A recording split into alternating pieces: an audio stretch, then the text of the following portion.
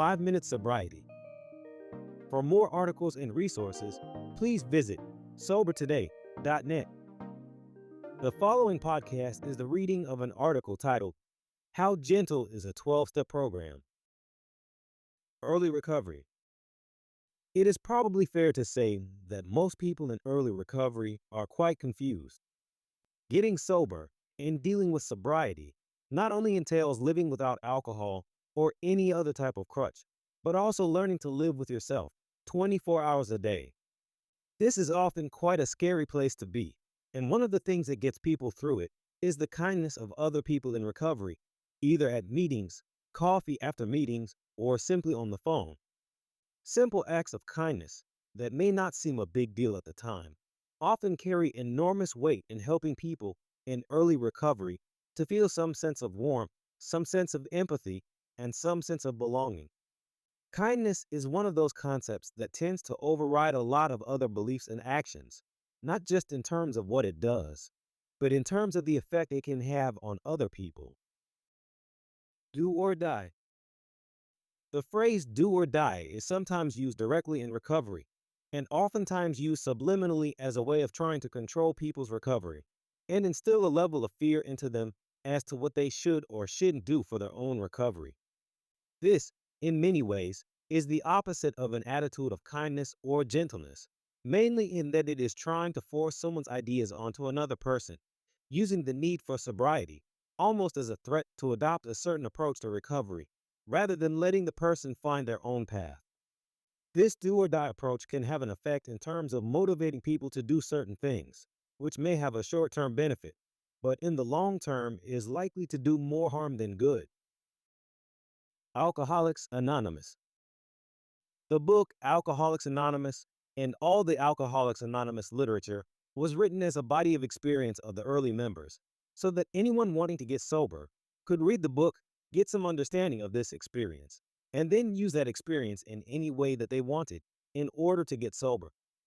There are two threads to this. One is that Alcoholics Anonymous is a body of experience, and the literature reflects that, and the other is that everyone has the freedom to interpret the literature and use it in any way that they find helpful. These two threads often get blurred, but it is important to remember that they are crucial to anyone who wants to get sober and have the freedom to be able to live with themselves with some level of peace and stability. Carl Rogers. Many people in recovery will have heard of the psychologist Carl Rogers, whose work pretty much founded modern-day counseling and therapy. One of his core beliefs was that the nature of therapy should be about developing a relationship between two people that generates a sense of safety that allows the person to heal and change their inner world. Rogers believed that safety was the key to people being able to change their inner world, a belief that is pretty much accepted in most types of therapeutic work today. Self-acceptance, not self-improvement. One of the key elements of recovery is the understanding that real change and freedom comes from self-acceptance and the sense of safety and inner peace that comes with it. This, in many ways, is kindness or gentleness in action, where someone gets the kind of love for themselves that they often wish for other people. Self-improvement tends to be an idea that can come with a whole world of character defects in character building, but which is more a sort of treadmill that is very difficult to get off and can generate a real level of unnecessary stress. Hurt people hurt people. This is an expression or saying often used in recovery and tends to reflect a truth about people when they get sober. What this phrase is really saying to many is that they want to lash out at people and hurt them, not because that is what they really want to do, but more because it is an expression of the hurt that is going on inside them. This internal pain may well express itself by way of anger, fear, or other emotional extremes. But it is important in this context to realize that it is a type of lashing out, not a real desire to hurt other people.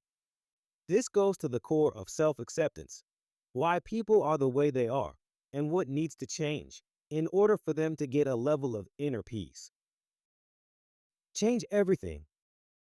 There is a sort of joke in recovery that when someone gets sober, they only need to change one thing, that one thing being everything. What can get lost in this is a realization that recovery is a process, not an event, and giving people time to discover who they are and why they are the way they are is crucial to their sobriety. The 12-step program is often described as simple but not easy.